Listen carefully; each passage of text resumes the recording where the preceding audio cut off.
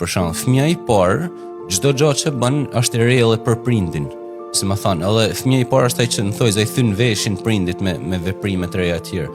Pastaj I dyti, sikur ka pak më tolerancë, nuk I bën shumë përshtypje prindit.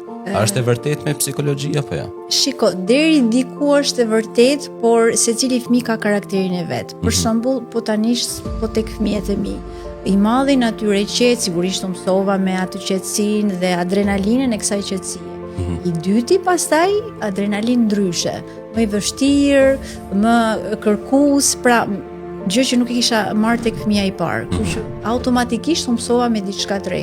Pra do them edhe në psikologjisë, secili fëmijë ka karakterin e vet, nuk është e thënë që është fëmia I parë është përqasje, është rrugë pase, ec në rrugën e tij dhe është pak më e thjeshtë, por në të dy rastet, I para apo I dytë edhe I tretë do thoja, secili ka karakterin e vet dhe prindi mësohet me gjëra të reja.